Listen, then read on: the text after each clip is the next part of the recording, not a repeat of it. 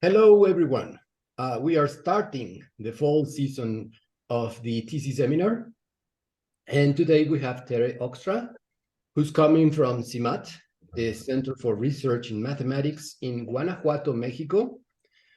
And Tere will be telling us about her work for estimating and indeed computing assorted families of configuration spaces. So go ahead, please, Tere. Okay, thank you very much for inviting me to the seminar. Well, like Jesus said, I'm going to talk about topological complexity of configuration spaces of graphs. So if at any point you have a question, please just ask it. So first I'm going to talk about unordered configuration spaces of trees, and then if I have some time left, I will also talk about anchor configuration spaces in the circle, and in both cases I have some bounds for the higher topological complexities. So first, some definitions for usual configuration spaces. So given a topological space, I am going to consider a graph viewed as a one-dimensional topological space. Its ordered configuration space is the space of ordered tuples where you remove the tuples in which two or more points are the same. And we can also define the unordered configuration space, which is the quotient of the space by the action of the symmetric group, where the action permutes the factors. Well, we have also a discretized version of these spaces, which is very similar, but in this case, we remove every open cell whose closure intersects the set of tuples in which two or more points are the same. And analogously, we can define the unordered discretized configuration space. So as an example, consider the graph which is isomorphic to the letter Y. Then this is what their configuration spaces look like when we have 2 points only. Of course, we could have more points, but when n is larger than 2, it grows very fast, so you cannot visualize it in a drawing. So on the orange one is the unordered case. And as you can see, the white dot means that there's a hole. And there are these 3 flaps where the dotted edge means that we don't have an edge there. And the same goes for the purple case. The purple is the ordered configuration space. And again, the white dots means that there are holes there. And the dotted lines is that we don't have an edge there. So as you can see, we have a lot of open cells that are not completely contained here. So this does not have a good CW complex structure, which is a problem. And that is why I want to consider the discretized spaces. So first, here is the graph that I was considering. In this picture, there first the ordered discretized configuration space, and then the unordered. And as you can see, I have removed every cell which was open, which had like a point missing, has been removed in both cases. And since every cell didn't have the middle point, except for the one-dimensional cells on the outside, well, that is the only thing I have left. And so the reason I can do this, I can work with the discretized spaces, is due to Abraham's theorem, which says that if the graph is sufficiently subdivided, meaning that each path between distinct vertices of degree not equal to 2 contains at least n-1 edges, and each cycle in the graph, which is not homotopic to a constant map, contains at least n+1 edges. If both conditions hold, then both the ordered and the unordered configuration spaces deformation retract onto the discretized configuration spaces and the unordered discretized configuration space. So I'm only going to consider the unordered case, and I am also only going to consider the case when the graph is a tree. So the vertices of my tree, which have degree higher or equal than 3, are going to be called the essential vertices. They are very important, actually. And so the strategy for analyzing these spaces is to use discrete Morse theory. So I'm going to talk a little bit about what we can do with discrete Morse theory. But for doing it, I need to assume first that the tree is embedded in the plane, has a root vertex, which is any vertex of degree 1. And I'm going to enumerate its vertices starting from the root as I encounter them on a path. And every time I reach an essential vertex, I'm always turning left until I reach a vertex of degree 1, and then continue, as in this case. This would be, for example, a tree which is sufficiently subdivided for n equal to 4. As you can see, the root, here it's called star, but I can also call it 0. And then I start labeling 1, 2, 3, 4, 5, and then return to the next point I had left. Okay. So using discrete Morse theory, I can give a discrete gradient vector field, which actually I didn't give it. I'm using Farley and Zabalka's discrete gradient vector field. And I can very easily obtain a basis for the cohomology ring of the unordered configuration space. So how is this basis, how does it look like? Well, given, first I need to give some definitions. So given a vertex, I'm going to denote by E of V, the edge that lies on the unique path that leads to the root. So in many cases, if the vertex, for example, has degree 2, if the vertex is labeled by a certain number, then the edge would be the number before. Like for example here, if I consider the vertex 2, its edge E of 2 would be the edge 2, 1. Of course, not always is this the case, that it is the previous vertex.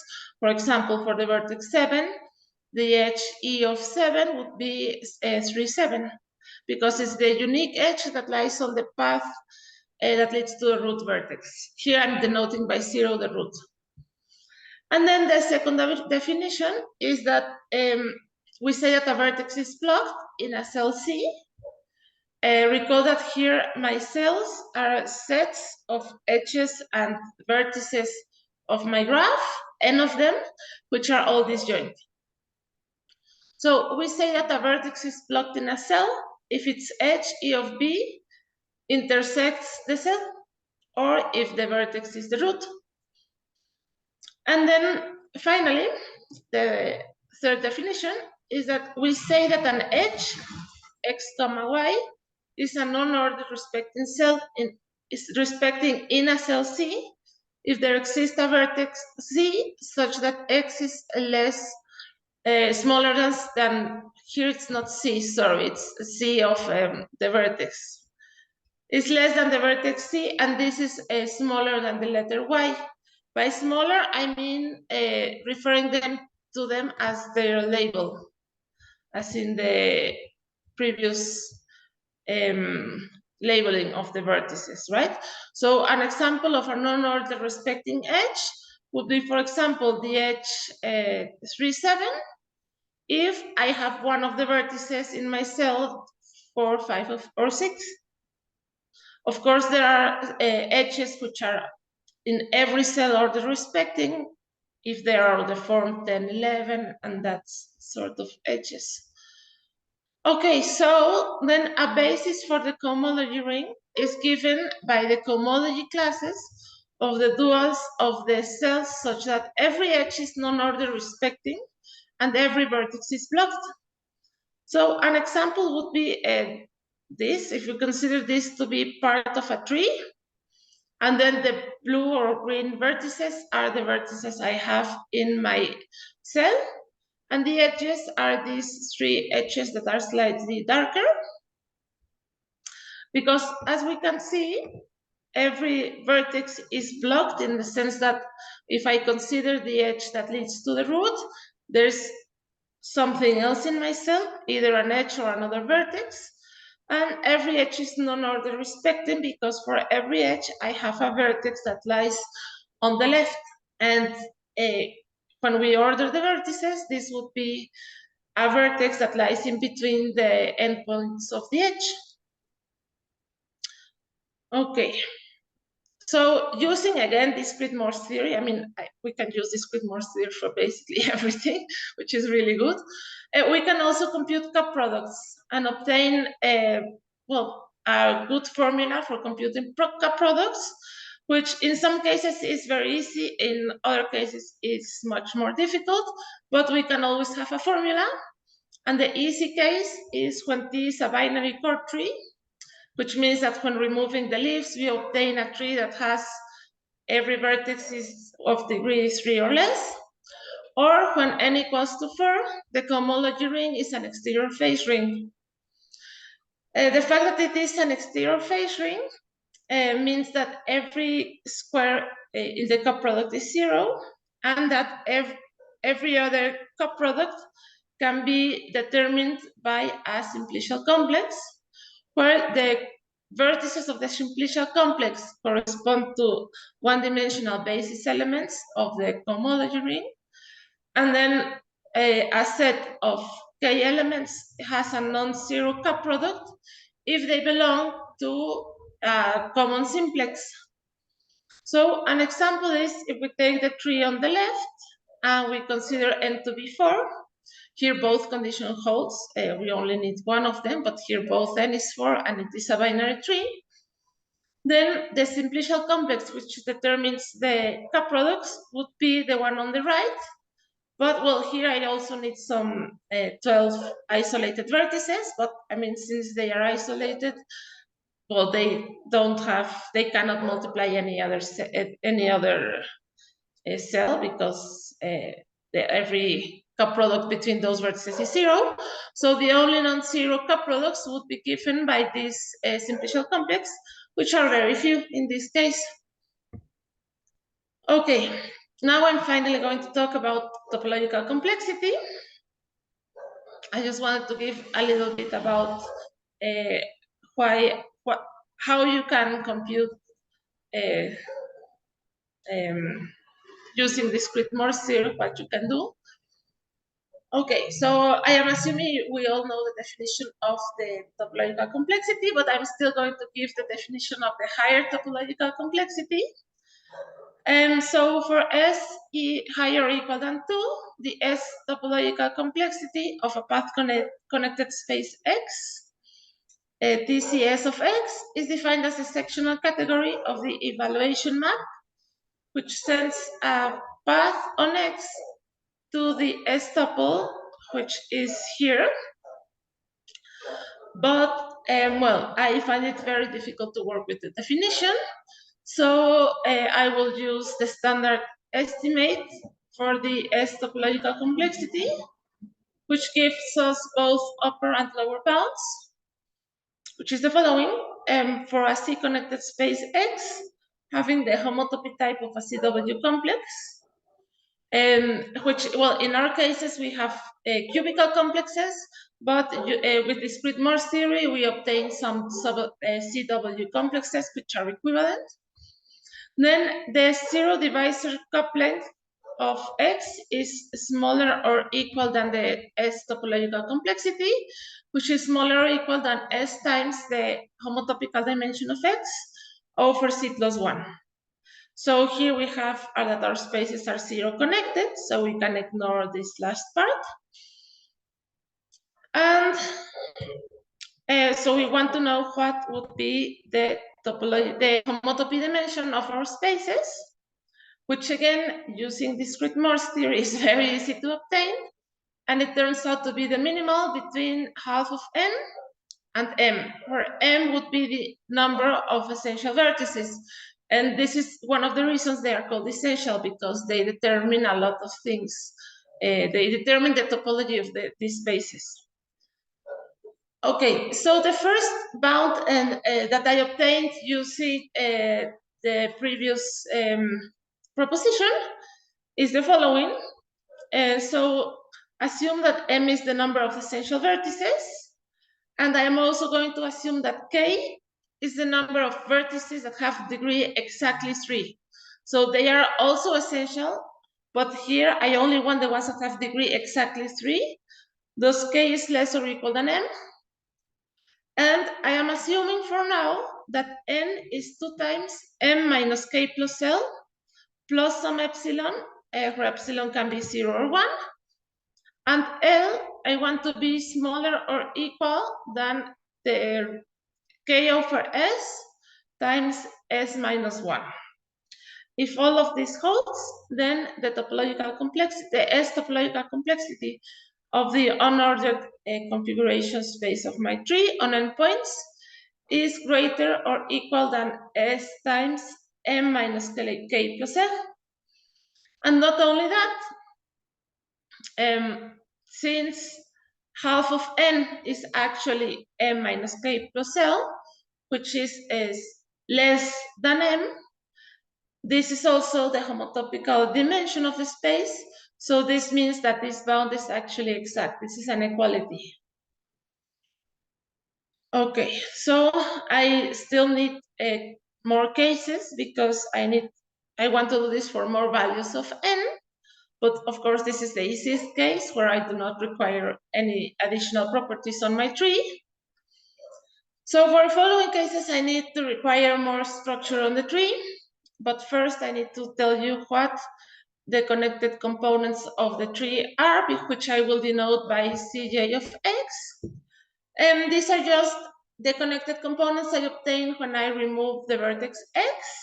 And I shall order them exactly the same as I did before. The connected component which contains the root will be the 0th component. Then I go to the next leftmost, which will be the first component. Then we have the second and the third in this case, because I removed a vertex having degree 4. But of course, I could have more connected components. Just remember that I will denote them by Cj of x. And then I have this following theorem. Here I require a lot of properties on my tree, which so now assume that N is a little bit bigger than in my previous case, but still smaller than 2M. I need to assume that N is 2 times M minus K over S plus L plus some epsilon, where here my L is smaller than K over S. And again, I can have epsilon between 0 or 1, depending if my N is even or odd.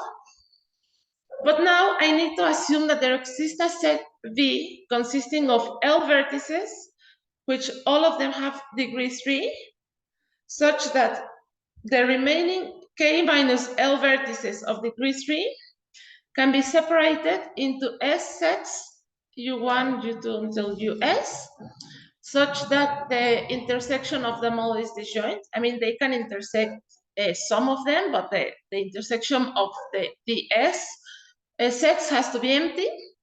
And each set needs to have cardinality S minus 1 times K over S.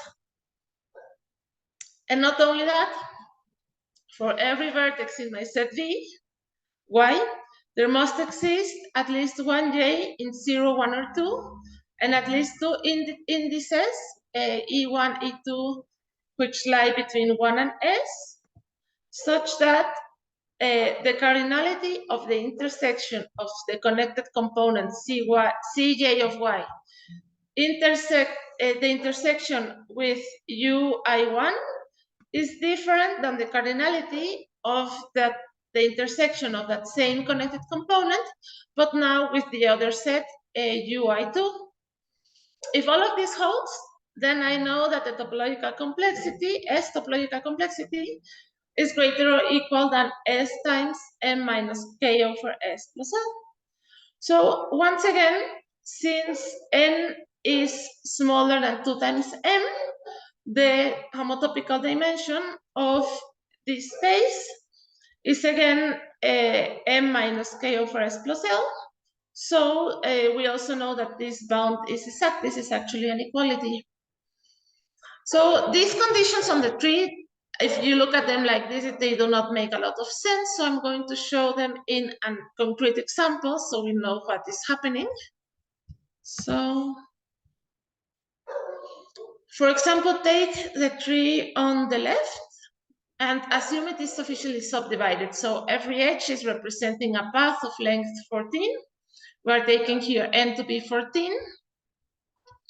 Notice that we have 8 essential vertices, which of the 8, 7 of them have degree 3. There is only one having degree higher than 3, which is this one, which has degree 5.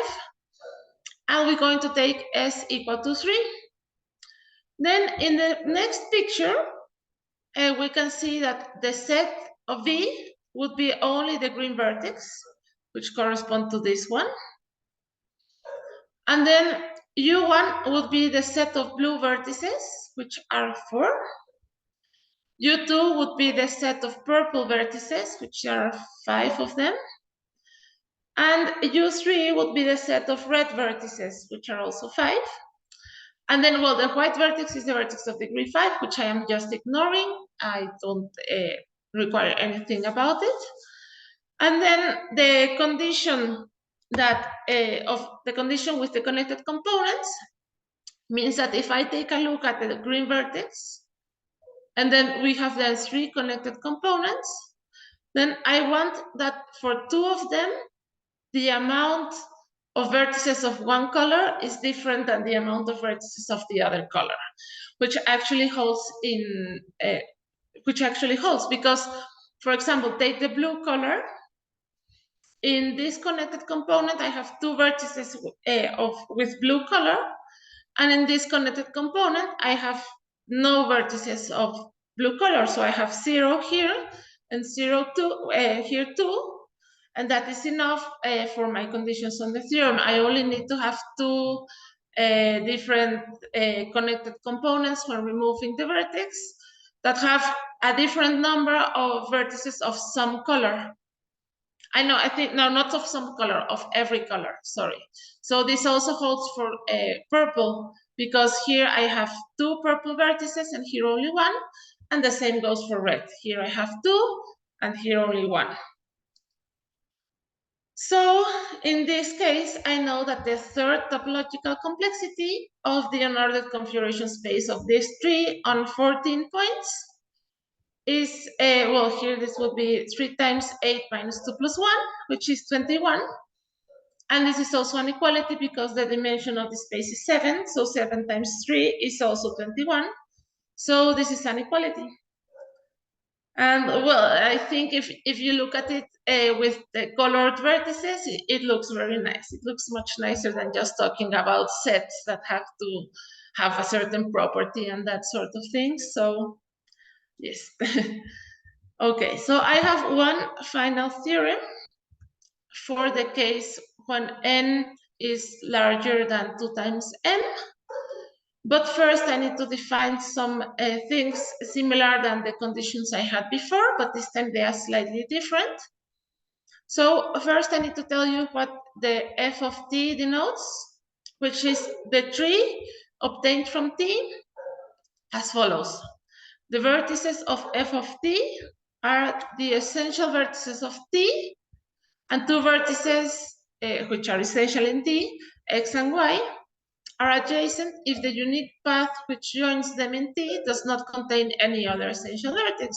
So for example, in my previous picture, if this is T, this would be f of T.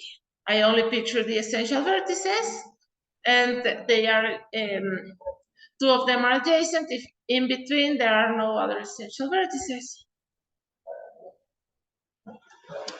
Okay, so now I'm going to define a number which I am assigning to S and the tree. I am going to denote it HS of T. Tere, could I ask a question? Yes, of course.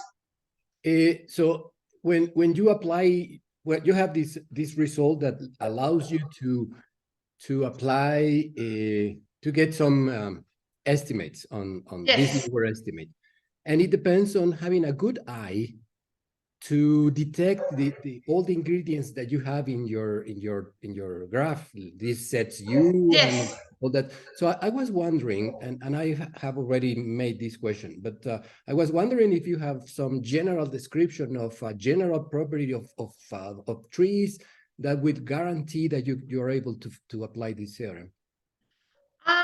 Well, yes, of course. If you don't have vertices of degree 3, you can apply it, because if you don't have vertices of degree 3, you don't need to construct these sets. I mean, for example, in this case, the only vertex of degree 5, I'm ignoring it basically. So what the problem here are the vertices of degree 3. Why? Because if we could recall the definition of our of the cohomology basis, it was given by the cohomology classes of the duals of the cells such that every edge in is non-ordered respecting. When a vertex is of degree 3, there is a unique non-ordered respecting edge which has that degree 3 vertex as an endpoint. But if I have a vertex of degree higher than 3, for example, here my vertex has degree 1, 2, 3, 4, 5, I can take 4 different edges, and not only that, for every edge, I can choose 1 or 2 or any vertex to be plugged at that edge, so that that edge is an unordered respecting edge. But when you have something of degree 3, you can only take one of the 2 edges, because one of them leads to the root, and that one is never ordered respecting. So you can also only take the one which is like on the right, and you need to take the vertex which is the other vertex adjacent to the essential vertex I am taking. And that is the only choice. But when you have a higher degree, you can choose a lot of edges at the same essential vertex. And that is the reason why the vertices of degree 3 are a problem. So when you don't have them, you don't have any problems. You can, it's everything is easier when you don't have vertices of degree 3. So you're recovering this theorem of Steve Schrader? Yes. That says that if no degree 3 vertices, then you have maximal TC, I suppose. But so if you're facing trees that have all of his essential vertices are for degree 1 or 3, would there be some similar general description of trees where you can apply your theorem? If every vertex is of degree 3? Or 1? Sorry, every vertex but 1, or every vertex? Sorry, at most 3. Every vertex is of at most 3. Yes, so you have a binary tree or a binary core tree. Well, in that case, in that case, things are a little bit easier also, because since in that case we know that the cohomology ring is an exterior phase ring, the cup products are computed much more easily, so there are also a lot of things you can say. I think in this case, you cannot have like the theorem without the conditions, but the proof of the theorem is much more easier in this case. And actually the proof, any proof is much more easier when you only have vertices of degree 3, although obtaining this, for a tree to satisfy the conditions, it is much easier if there are 0 vertices of degree 3. So I think when I was doing this, I thought this is very weird, because you have like the opposite things. When we have vertices, only vertices of degree 3, things are easy. When I have no vertices of degree, things are easy. So any middle case should be doable. And yes, it was doable, but it was very difficult to prove. I mean, that is why I'm not giving any proofs today, because they are very, very technical, and I don't want to bore you with all the technical details. But yes. Okay, thank you. Thank you. Yes, thank you very much for your question. And I tend to speak very fast. So it's good that if you have any question, just stop me and ask it.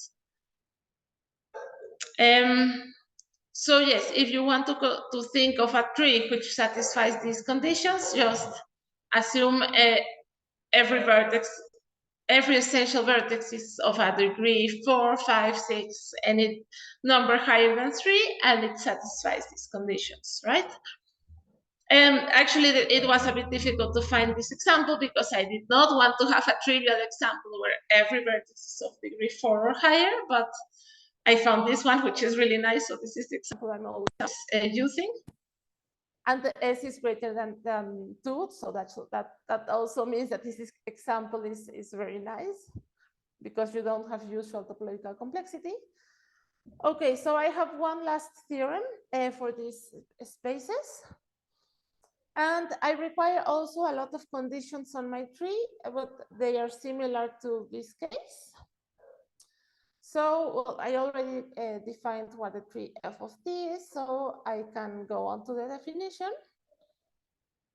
So given a tree t, denote h s of t, the minimal integers such that there exist s sets consisting of vertices which all have degree 3, v1 until vs, such that for every set, the cardinality is smaller or equal than hs of t.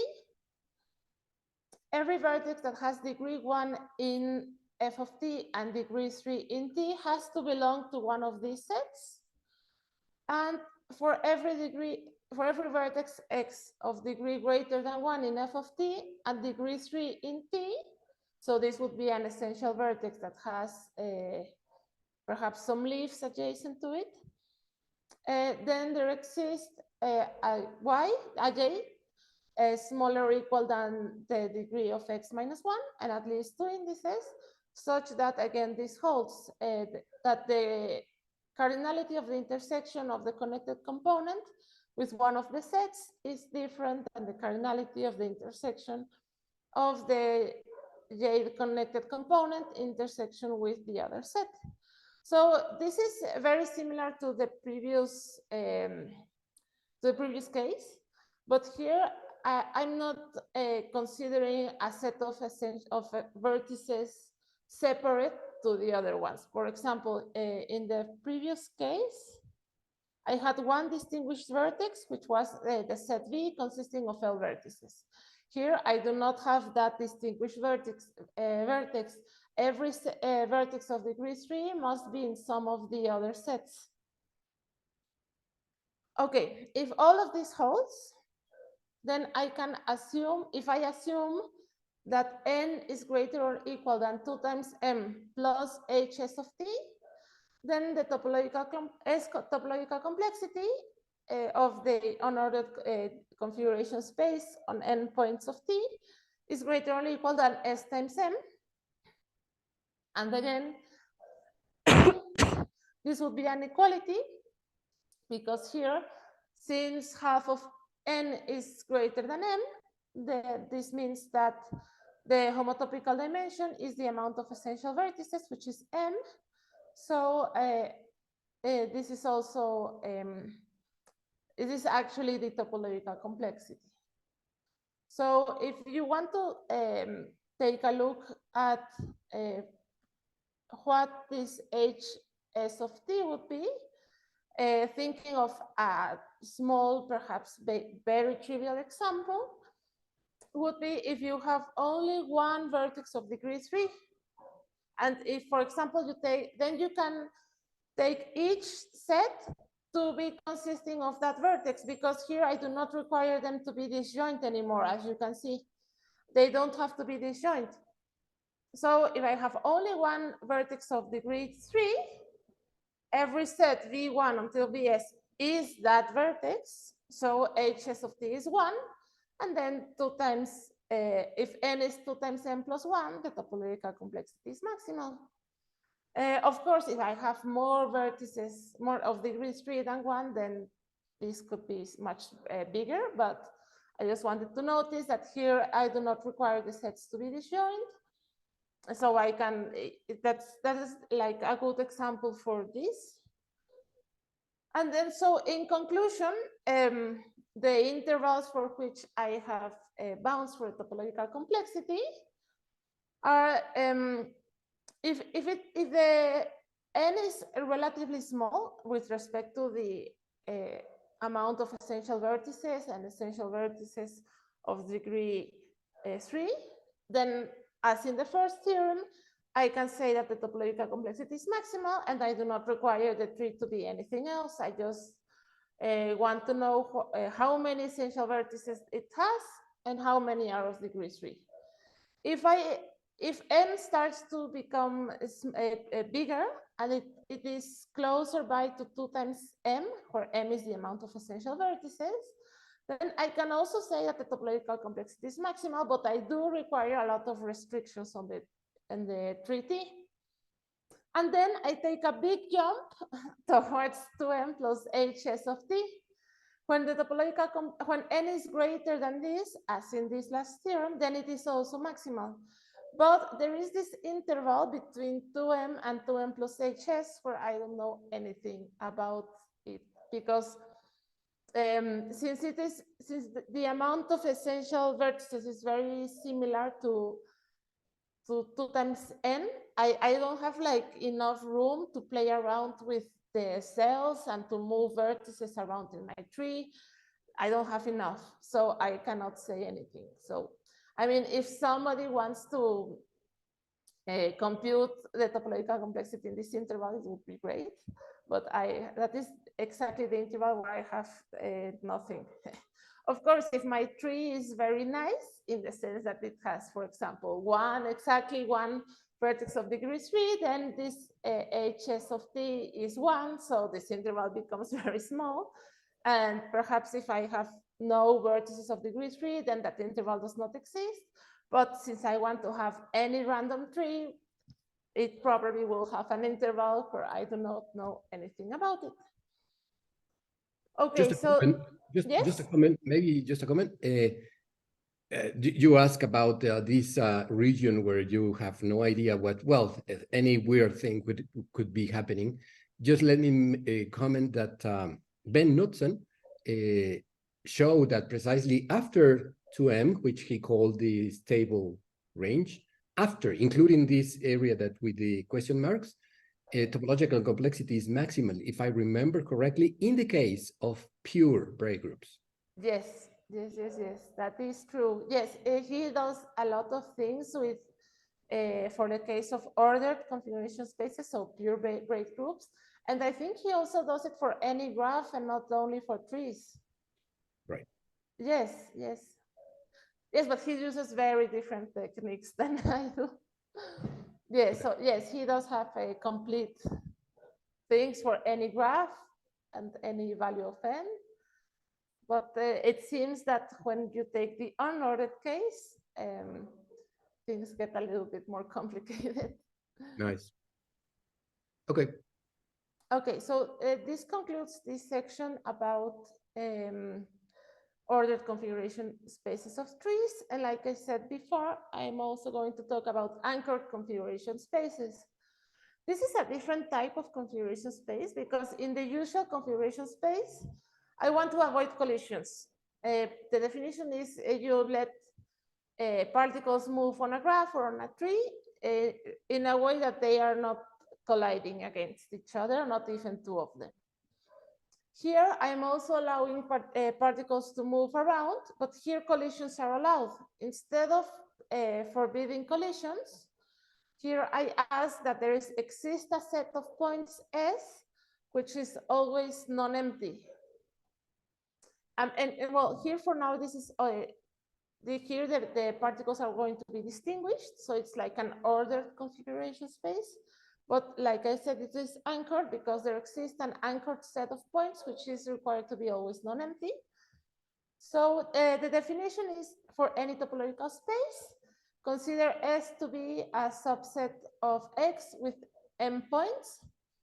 Then the anchored configuration space consists of all the tuples of which lie in the product. such that S is contained in those points. So, well, of course, there are a few trivial remarks that if the set is empty, then we only have the product of X n times. If this set is bigger than X, well, then of course we obtain the empty set because it cannot be contained within n points since m is greater than n.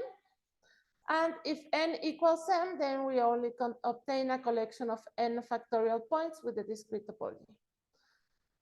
There has been a lot of work for these spaces when the spaces are graphs.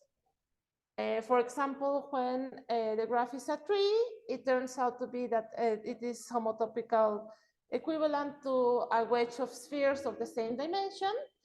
So it does not have coproducts, so it's not that interesting. So the first interesting case for graphs is when X is the circle and when S is a set of 2 points only. So it turns out that in this case, this has a cubical structure where the cubes are the tuples of the, I'm going to denote this space omega n because my X is fixed always to be the circle and I'm only considering 2 points. So I'm only varying n. I'm going to denote it by omega n. And then the cubes are the tuples A, B, C, and D, such that both A and C are non-empty sets. A, B, C, and D form a partition of the first n integers from 1 to n. And then the dimension of the cube would be the cardinality of B plus the cardinality of D. And here I will be working with coefficients over C modulo 2, but it's just to avoid the use of signs plus and minus because this could also be done for integer coefficients, but I'm just avoiding them. And then the cubical boundary operator with coefficients modulo 2 is defined by this formula, which says take the sum over B, and then we consider A union B, B minus X, and C and D remains the same. We take sum plus the cell A, B minus C, B minus X, sorry, C union X, and D remains the same. And then we do the same, but we take this time the sum where X is in D. And here we take A union X, B and C remain the same, and D minus X. And the final cell we need to sum, we need to take is A, where A and B remain the same. We take C union X, and then we take D minus X. And then so basically what we are doing is to obtain a cell in the boundary, we just move a vertex from B or D and move it to either C or A. So I have an example so we can see what it looks like. So if n equals to 5, and we have this cell which has A in A only the number 1. In B we have 2 and 3. In C we have 4, and in D we have 5. So this is actually a cell of dimension 3 because we have 2 in B and 1 in D.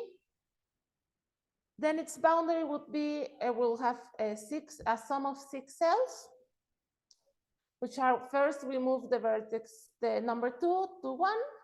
Then we move the number 2 to 4. We do the same with the 3. And then we do the same with the 5. We move 5 to 1, or we can move 5 to 4. And in that way, we obtain the 6 cells that are in the boundary. As you can see, some cells will have an empty set, which is allowed because here the anchored points correspond to A and C, which is why we require them to be always non-empty. Okay. So once again, we can use discrete Morse theory to obtain a graded basis for the cohomology ring. So here, the graded basis for the cohomology ring is given by the cohomology classes of the duals of the cells A, B, C, D, which have the following properties. The first is that A only contains one element, and then I need them to satisfy one of the following two conditions. One is that B will be empty, and if additionally C has 2 or more elements, then A has to be bigger than the elements of C.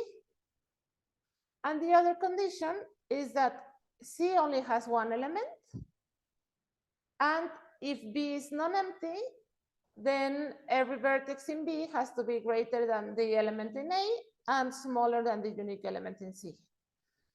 So these are two examples of both different cells. One of them has B as the empty set.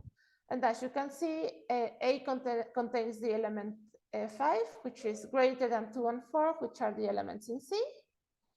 And as you can see here, I'm not requiring any property on D. So the set D can be empty, non-empty, anything I want.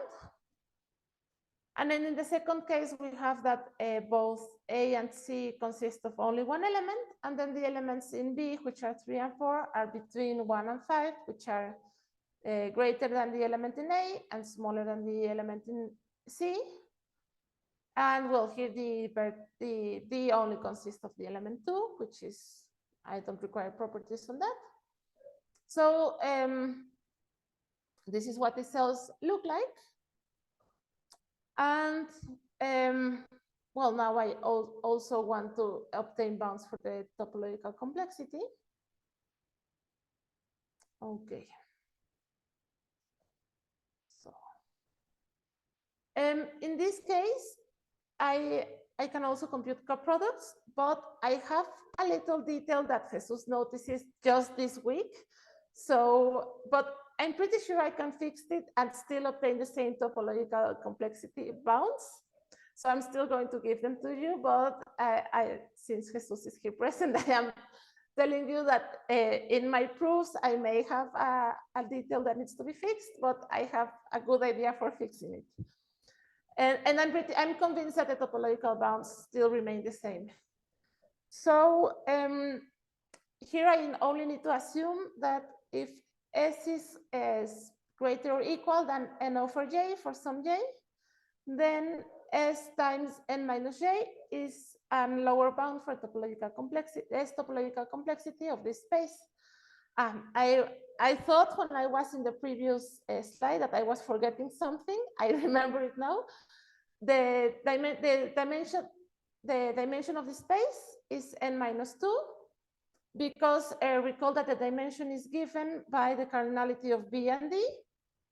And since we have N points in total, and there have to be 2 that remain, 1 in A and 1 in C, then the rest can be between B and D. So the dimension is N minus 2. And when I use discrete Morse theory, the dimension remains the same. I am not lowering it. So I know that the dimension of this space omega n is N minus 2. I have then this bound. And then if S is greater or equal than N over 2, then the S topological complexity is maximal, because if we take J to be 2, we apply the theorem, and then we have this equality. And well, like I said, I am currently still working with these spaces, with anchored configuration spaces. And what I would like to do in the future, and what I am already thinking about and working on, is doing this, but for this type of graphs, which I am calling them banana lollipop graphs, because this is a banana graph, and a lollipop graph is a graph that looks like this, but has here a complete graph. So I'm calling this a banana lollipop graph. So a banana graph with a path. And I am working on the anchor configuration spaces for these graphs. Why this one? Because all the discrete Morse theory part, which is actually done by Kozlov, it is easy to generalize for this type of graphs. And it can be generalized for other graphs, but then some things start to get more complicated. So I am starting with this one. And I think that is everything I wanted to talk to you about. So thank you very much for listening. And if you have any questions, please let me know.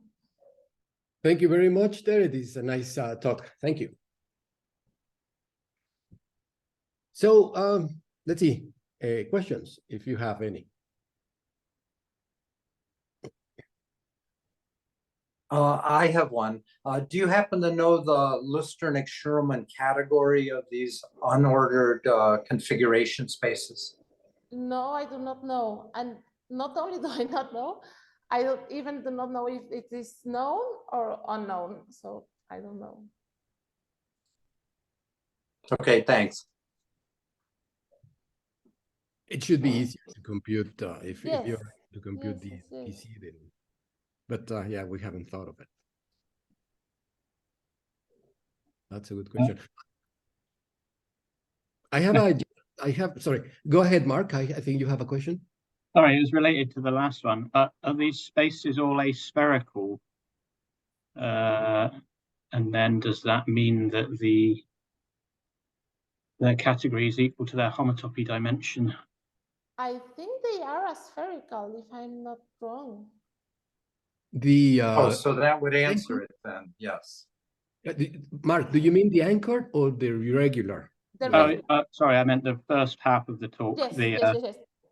unordered, yeah, the graph braid groups. Yeah. Yes, let me return to those so we don't have. Yes, I was also thinking of this. I think these are aspherical, but I'm not. Yes, I think they are aspherical. Yeah. But was John asking about the anchored? No, I just any of them, but I was thinking of the first part. And so that tells us that the category is the dimension. Well, I noticed there seemed to be like two computations. One was that TCS was something like M minus K over S plus L or minus L. And the other one was just with an M. Or no, it was S times N minus 2. Or S times M. S times M. S times M, yes. And so were the dimensions different there? Yes. Actually, I don't know where I wrote this down, but the dimension of this space is the minimum between the half of M and M, which M here is the amount of essential vertices. So in the first two cases, N over 2 was smaller. We had more essential vertices. So the dimension was N over 2, which was this type of things, M minus K plus L. And I think in the following case something similar. We had M minus K over S plus L. And then in the next case, since N is larger than 2 times M, so the half of N is bigger than the amount of vertices, then the homotopical dimension is the amount of essential vertices, which is N. Mm-hmm. So well, for the last one, could you go back 2 slides? 2 slides. Go back one more, maybe. There. So as S gets bigger and bigger, you're going to get 0 in the middle, and you just get M plus L. Right? Yes. So I guess I'm thinking of this conjecture that Michael Farber and I had about rationality. So we're saying as you get bigger, the difference between TCS plus 1 and TCS is just going to be M plus L. Yes, I think at some point TCS and I think once it is maximal, the TCS, it remains maximal when S is larger, if I'm not wrong. I'm not sure if it is in any case true, but I think in a lot of cases, since in... No, because... No. Am I wrong that yes. As if S is very large, K is fixed, right? So then that middle term is 0. Yes, that is absolutely, yes, that's completely true. Yes, you're totally right. When S tends to be bigger, it will only be S times M minus M plus L. M plus L, yeah. And what does M plus L represent then? M is the amount of essential vertices, And L is something that is actually it will only be S times M, because as you can see, Oh, L has to be oh, I smaller than see. K L over is S. less than K. Yes. Oh, So that should be the category, M.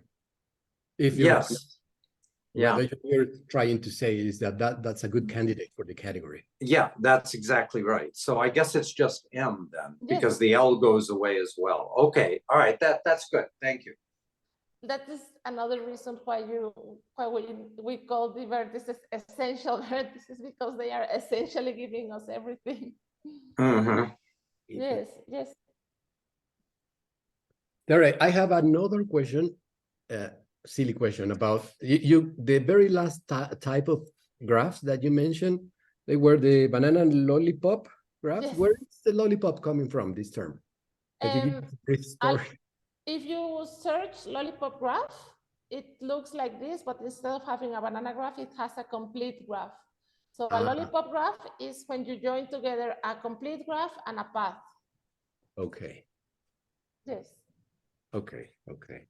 I mean, a banana graph is in some way a complete graph, because, you know, a complete graph is when you have one edge between every vertex. And so this would be like a complete graph on two vertices, but with more edges.